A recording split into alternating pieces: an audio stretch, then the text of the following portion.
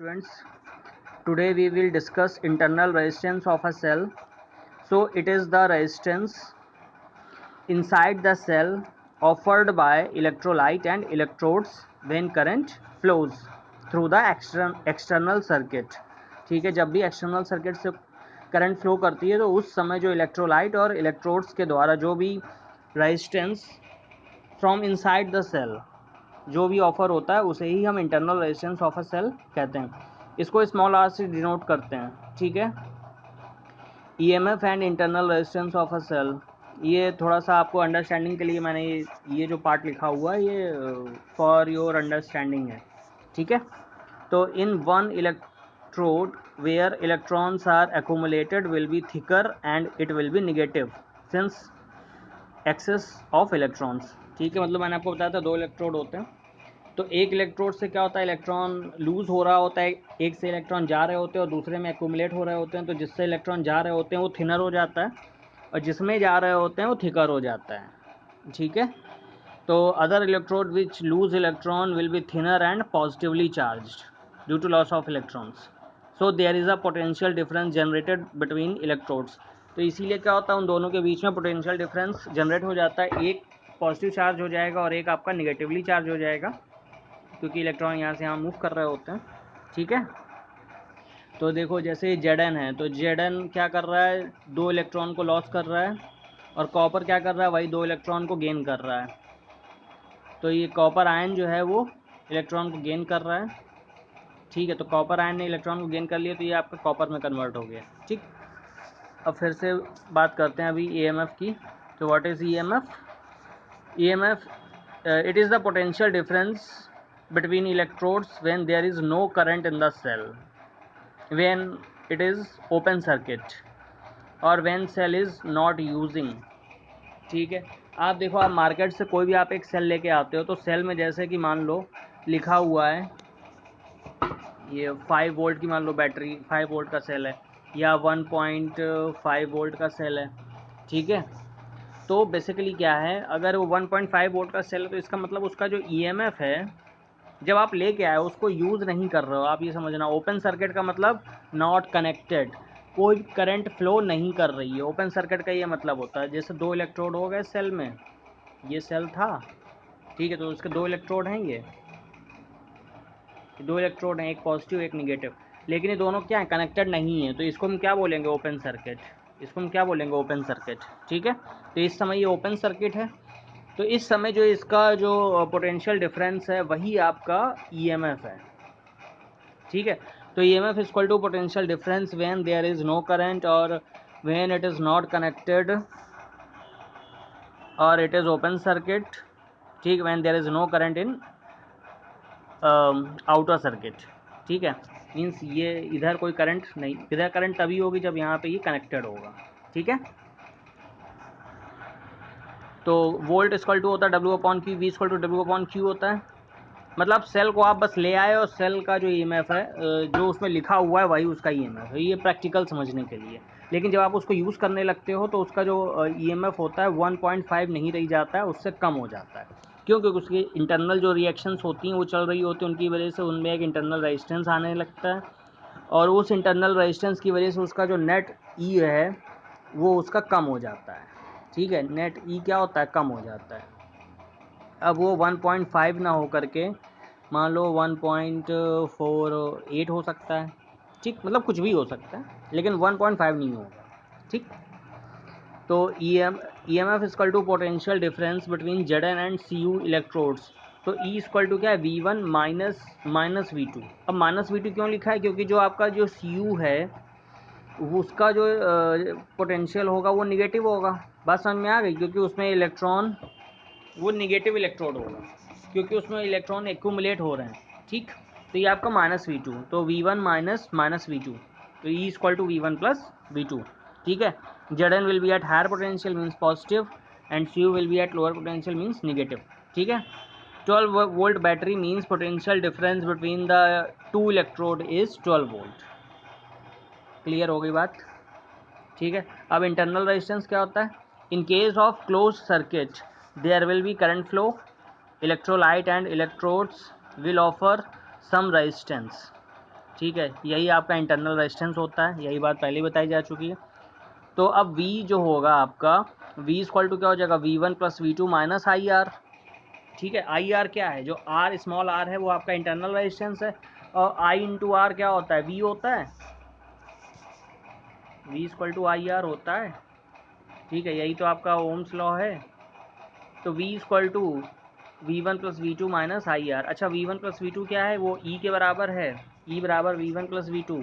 ठीक है, तो ये V इक्वल टू हो गया EMF माइनस आई आर। ठीक है, V इक्वल टू क्या हो गया, EMF माइनस आई आर। और ये देखो EMF क्या है, व्हेन नो करंट। EMF का मतलब क्या है, जब कोई करंट एक्सटर्नल सर्किट में फ्लो नहीं कर रही है, तो उस समय जो पोटेंशियल डिफरेंस होगा वो आपका EMF होगा। और V क्या होगा, जब करंट फ्लो कर रही होगी सर्किट में, उस समय जो पोटेंशियल डिफरेंस होगा दैट इज़ V। ठीक है, तो V इक्वल टू, और V equal to I into capital R. Capital R basically क्या है, वो जो एक्सटर्नल सर्किट का जो रेजिस्टेंस है वो ये है, और स्मॉल आर क्या है, जो इंटरनल रेजिस्टेंस है वो ये ऑफर कहाँ से हो रहा है, इलेक्ट्रोलाइट और इलेक्ट्रोड्स की वजह से ऑफर हो रहा है। ठीक है, तो V equal to I R V equal to I R लिख देंगे यहाँ पे। तो V equal to I R equal to E minus I into R. ठीक,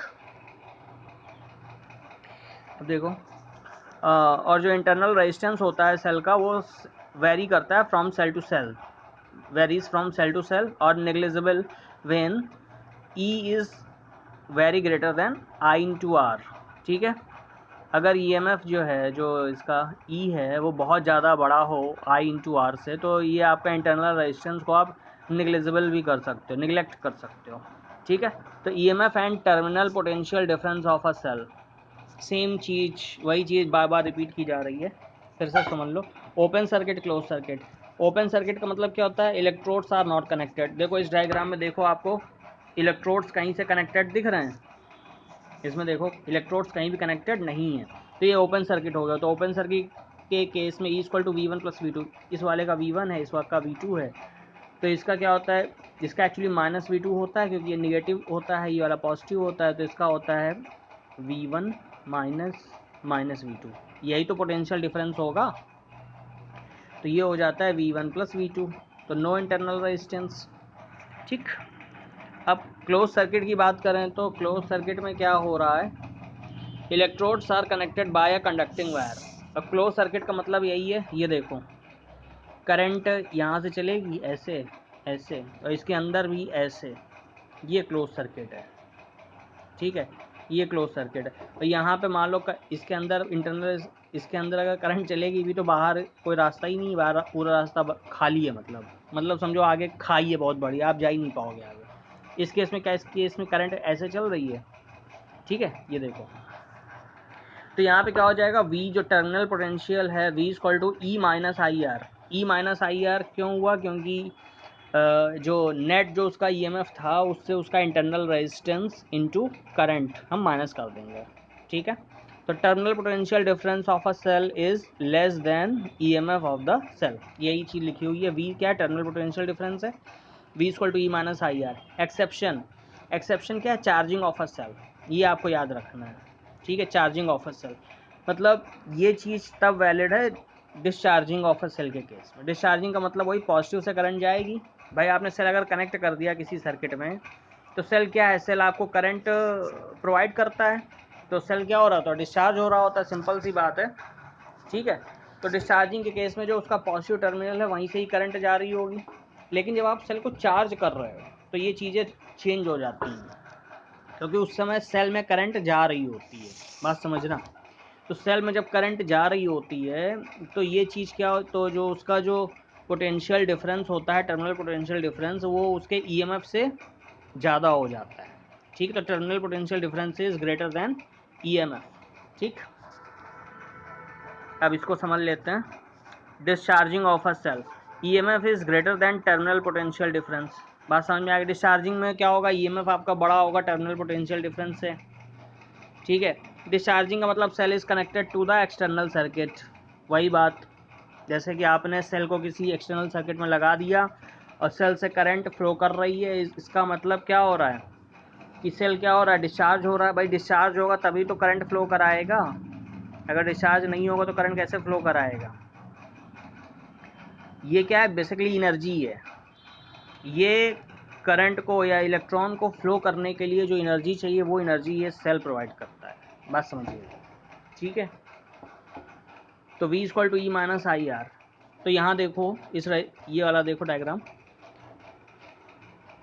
इसमें 2 वोल्ट की एक बैटरी है जो कि इस सर्किट में करंट प्रोवाइड कर रही है, ठीक है। तो देखो ये पॉजिटिव से करंट फ्लो कर रही है निगेटिव की तरफ ऐसे, ठीक है।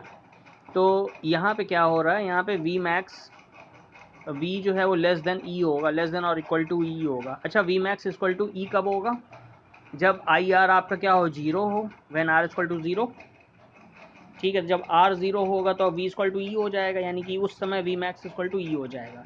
ये during discharging of a cell, तो पोटेंशियल डिफरेंस हमेशा क्या होगा, EMF से लेस होगा, ठीक है। अब चार्जिंग ऑफ अ सेल, अब चार्जिंग ऑफ अ सेल की बात करें तो चार्जिंग ऑफ अ सेल के क्या केस में क्या होगा, EMF is always less than terminal potential difference. इस केस में जो E होगा वो हमेशा V से छोटा होगा, ठीक है। बात समझ में आ गई। तो चार्जिंग के केस में जो आपका EMF होगा वो कम होगा। जैसे इसमें कल वाला वही एग्जाम्पल है, एक 5 वोल्ट का चार्जर लगा हुआ है, एक 2 वोल्ट की बैटरी, यही वाली बैटरी फिर से यहाँ पे लगा दी है।